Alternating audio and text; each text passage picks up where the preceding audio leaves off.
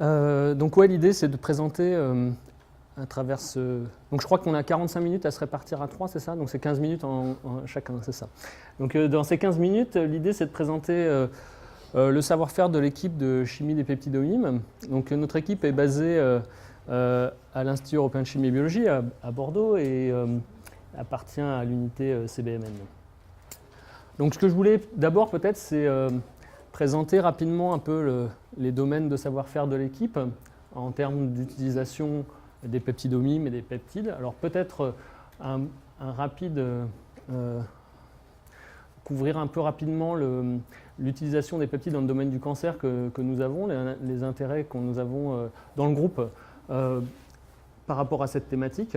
Alors on a étudié pendant plusieurs années quelque chose qui nous intéresse beaucoup, c'est les effets de multivalence sur les interactions avec des récepteurs de surface, et notamment les récepteurs de mort, et comment, en augmentant la valence de peptides spécifiques pour des ligands et récepteurs de mort, il est possible en fait de récupérer un effet agoniste et éventuellement d'activer ces récepteurs. Donc ça, c'était assez intéressant, notamment dans le cadre du récepteur DR5, puisque ce sont des récepteurs qui permettent d'induire de l'apoptose de façon assez spécifique sur les cellules cancéreuses.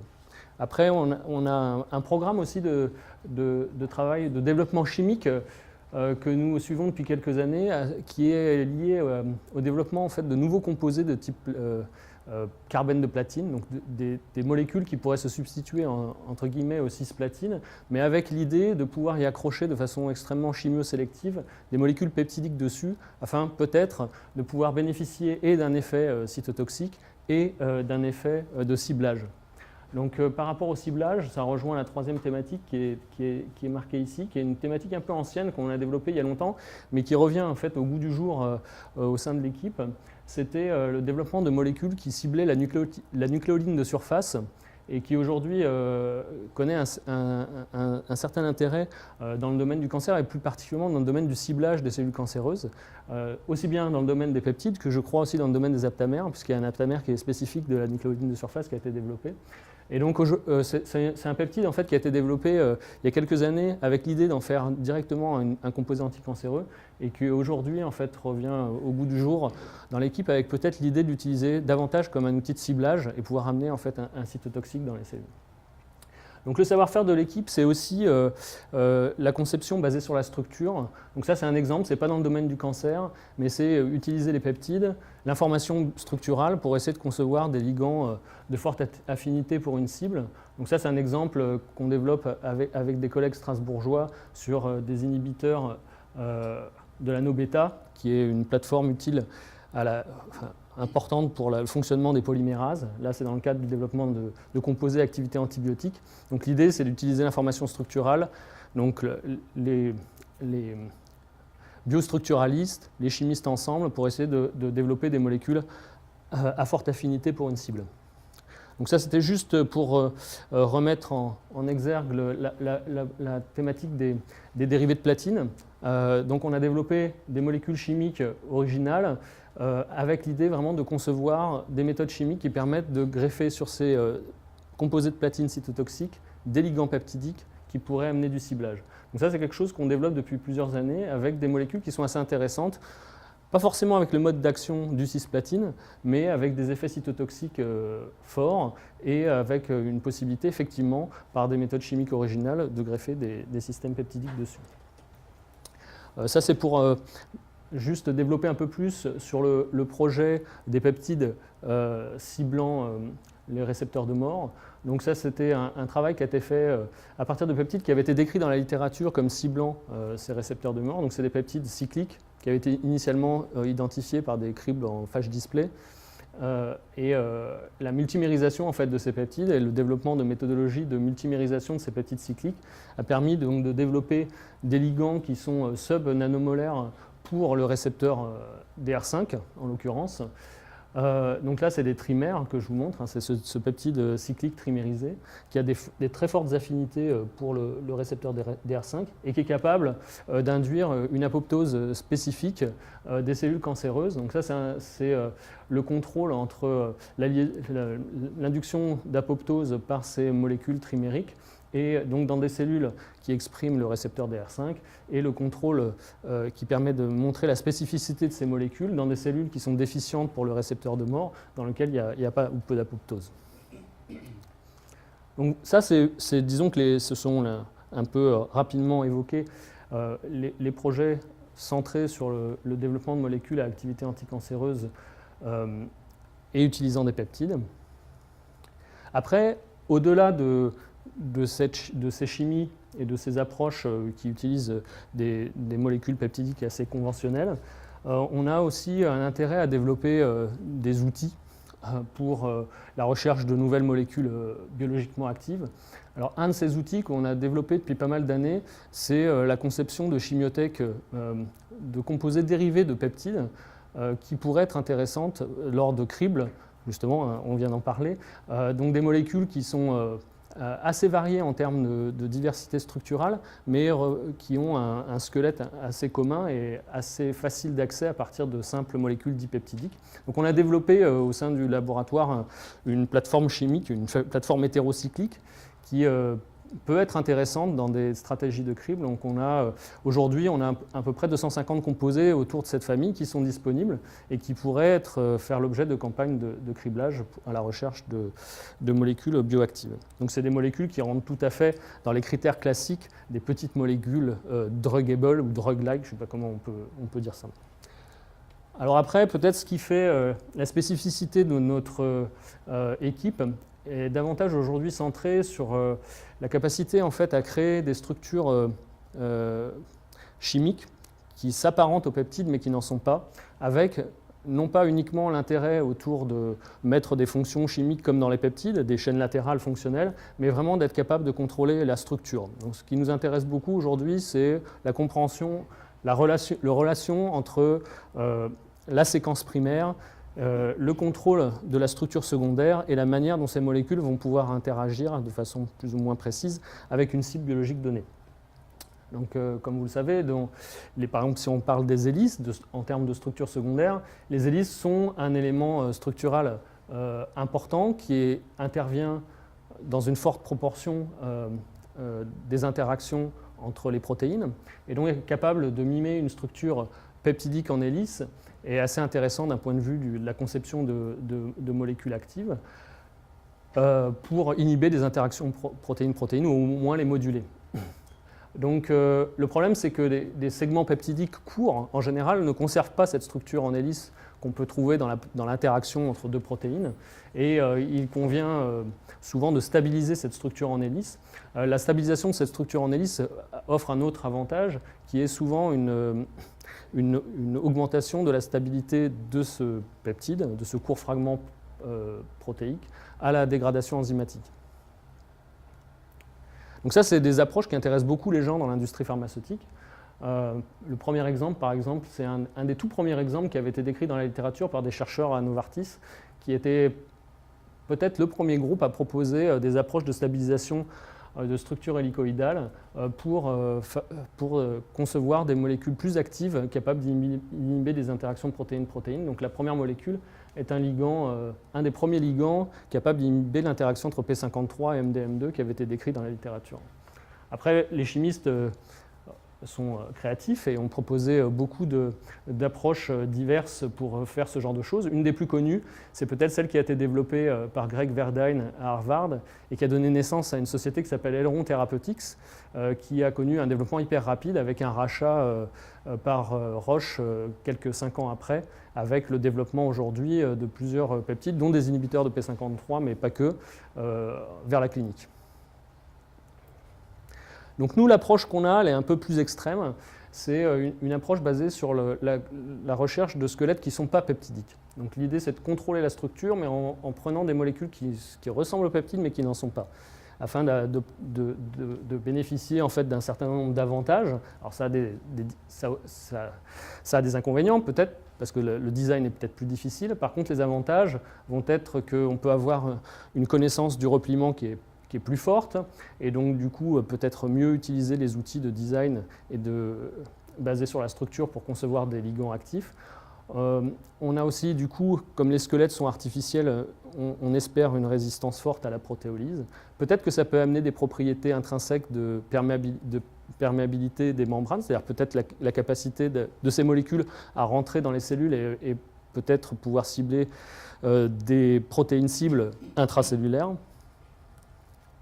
Donc parmi les premiers exemples qui ont conduit au succès de cette approche, il y a le groupe de Sam Gelman à l'université de Wisconsin, qui a été un des premiers à proposer des molécules de ce type-là pour essayer d'inhiber des interactions protéine-protéine. Donc ça, c'est un exemple de telles molécules artificielles qui contiennent des acides aminés non conventionnels et des structures en hélice non conventionnelles pour bloquer des protéines pro-apoptotiques telles que le BCL-XL. Donc ça aussi, il y a eu un développement d'une société basée sur ce concept qui a été créé en 2010. Donc nous, au laboratoire, on a découvert en fait que des squelettes à base d'urée, donc pas tout à fait naturels, mais ressemblant de loin à des peptides, étaient capables de former des structures en hélice extrêmement stables. Et c'est ça qu'on a essayé d'utiliser ces dernières années, notamment après avoir découvert qu'en fait ces hélices sont stables non pas uniquement en milieu organique comme le milieu souvent travaillé par les chimistes, mais également en milieu aqueux. Ces hélices se forment assez facilement et ce qui est intéressant, c'est une chimie qui permet de reproduire l'intégralité des chaînes latérales qu'on trouve naturellement dans les protéines. Si on compare les deux structures, entre une hélice alpha et l'hélice qu'on a développée, on s'aperçoit que les deux structures sont finalement assez semblables. Et on s'est demandé s'il ne serait pas intéressant en fait, de mixer les deux types de chimie. Et lorsqu'on a en fait, une structure peptidique d'intérêt, pouvoir remplacer des bouts par des segments non naturels et garder des segments naturels de façon à faciliter tout ce qui est drug design.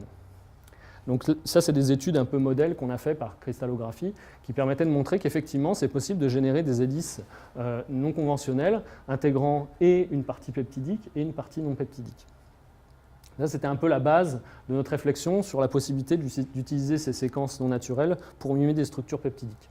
Donc aujourd'hui, on a lancé tout un programme de mime de séquences de structures hélicoïdales d'intérêt potentiel thérapeutique, avec une approche basée sur l'intégration de séquences oligo-urées hélicoïdales, donc avec la possibilité de remplacer tout ou partie d'une structure peptidique, avec l'intérêt que ça peut amener de stabiliser ces structures, de les rendre plus résistantes à la dégradation enzymatique, et du coup de pouvoir créer des nouvelles molécules drug-like. Donc on a plusieurs projets aujourd'hui en développement dans l'équipe. J'en ai juste mis 3. Donc on développe des inhibiteurs P53-MDM2, un peu comme un modèle intéressant puisque on peut co-cristalliser des séquences qui seraient des ligands pour MDM2 et donc bénéficier d'une information structurale à haute résolution, ce qui est toujours important pour ce genre d'approche. On a une approche qui cible les récepteurs nucléaires et on a une troisième cible relié au cancer qu'on développe avec Françoise Orsenbein au CEA de Saclay, qui vise à cibler des molécules chaperones des histones, également dans une stratégie anticancéreuse. Donc aujourd'hui, on se focalise sur on a un savoir-faire et on essaye de l'utiliser pour obtenir des informations à haute résolution, de façon à permettre l'utilisation d'outils de modélisation moléculaire. On essaye de comprendre comment la modification de ces séquences naturelles peut éventuellement conduire à des propriétés de pénétration cellulaire ou pas. On s'intéresse évidemment à la résistance à la protéolyse, voir comment on peut protéger ces peptides naturels de cette manière. Et puis il y a tout un travail sur la pharmacocinétique et la distribution tissulaire de ces nouvelles molécules pour essayer de les valoriser. Donc ça, c'est vraiment une approche intéressante qu'on peut éventuellement après combiner avec des approches plus combinatoires, créer une diversité de structures et puis faire des opérations de criblage. Donc ça, c'est des choses qu'on avait un peu commencé, il y a Catel dans la salle, on avait fait du travail avec l'idée de pouvoir générer des chimiothèques sur support solide, pouvoir cribler ces chimiothèques contre une cible et pouvoir revenir à la structure à partir de séquençage par spectrométrie de masse. Donc en fait, il y a un certain nombre d'outils que la chimie autorise qui peuvent être utiles pour essayer d'interférer avec des interactions utiles pour le développement de nouvelles thérapies.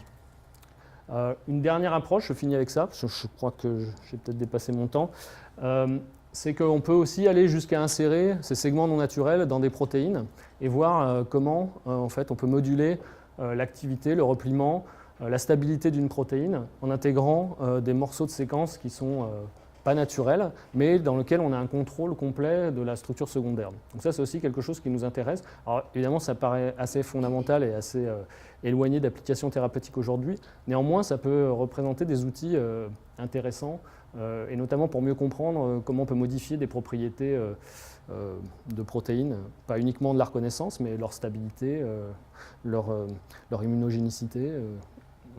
C'est des choses qu'on développe aujourd'hui. Voilà, donc je remercie les gens de l'équipe.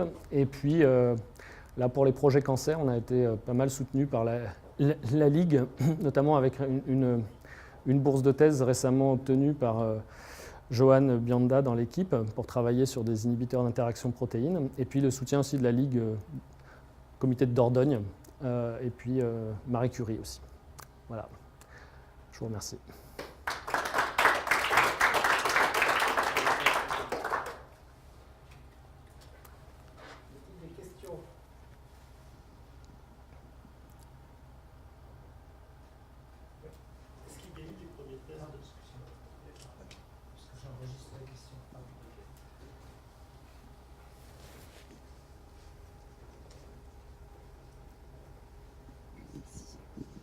Est-ce qu'on a une idée déjà de la tox préliminaire?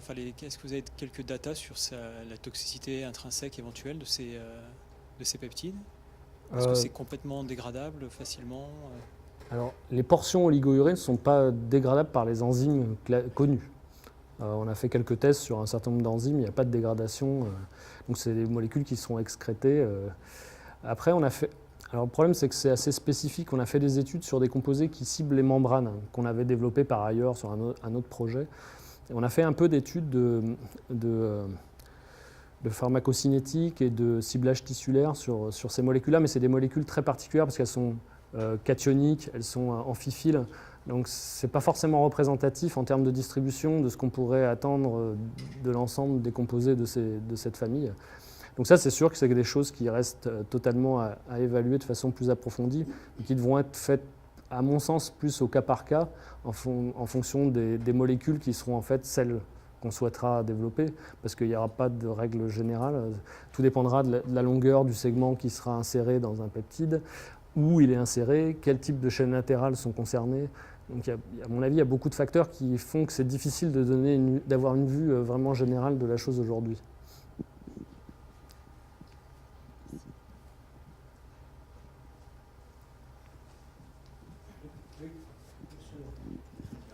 Oui, ma question portait sur la stabilité, évidemment.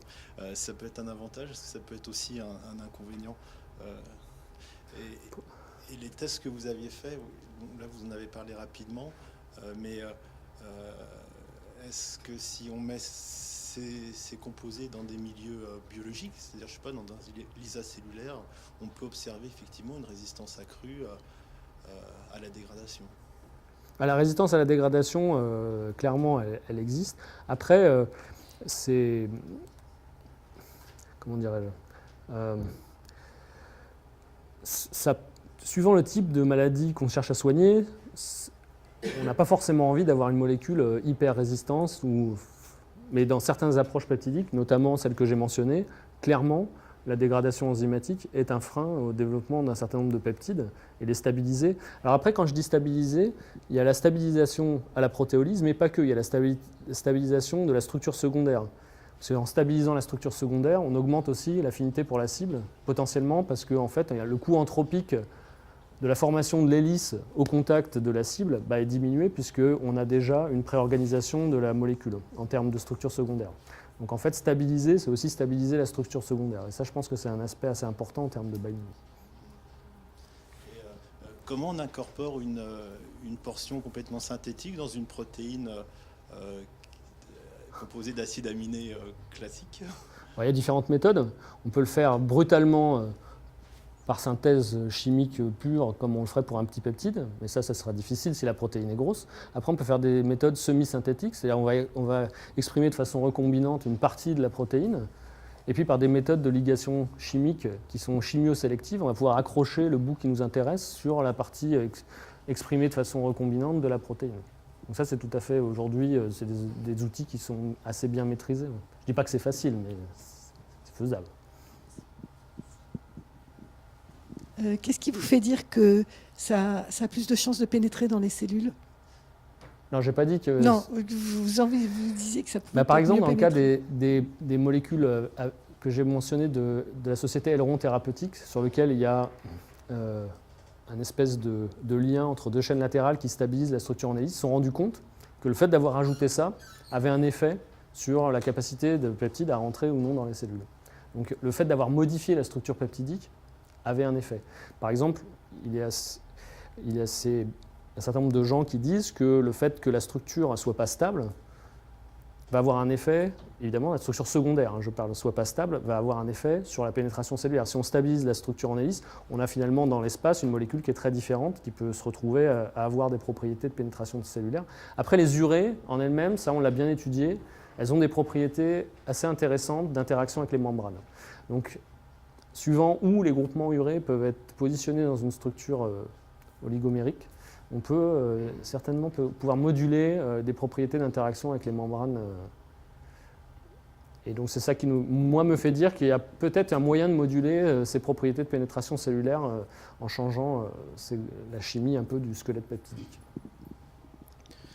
Dans l'hypothèse ciblage en cancérologie, c'est économiquement viable de produire ce genre de molécules? Lesquelles? Les hélices, là? Ouais. Oui, évidemment, forcément, il y a un coût supplémentaire par rapport à produire le peptide équivalent. Au même titre que faire de la chimie médicinale sur un peptide va augmenter le coût. Au même titre que les molécules staple d'Aileron rachetées par Roche, le surcoût, à mon avis, est assez important. Je ne sais pas combien ça... Parce que c'est des acides aminés non naturels qui sont assez compliqués à produire. Après, l'opération de clic entre les deux chaînes latérales, elle est loin d'être triviale. Donc, toute chimie médicinale a un coût. Après, en fonction de l'intérêt réel que ça peut avoir sur une cible thérapeutique, la chimie, elle peut toujours s'optimiser. Et ça représente, à mon avis, une part importante du développement d'un médicament. L'optimisation d'un procédé industriel pour en faire quelque chose. Aujourd'hui, on maîtrise parfaitement à l'échelle de la recherche la synthèse de ces molécules-là. Je ne dis pas que c'est facile, mais on le fait. Après, le jour où il faudra, si un jour il s'avérait intéressant de produire une telle molécule au niveau industriel, moi je dis pourquoi pas. À l'époque, moi quand j'étais en thèse ou en postdoc, c'était le moment où le fuséon a été mis sur le marché. Personne ne pensait avant la mise sur le marché du fuséon qu'il serait possible de développer de façon industrielle à l'échelle de tonnes des peptides de cette taille-là. Ça a été fait. Donc,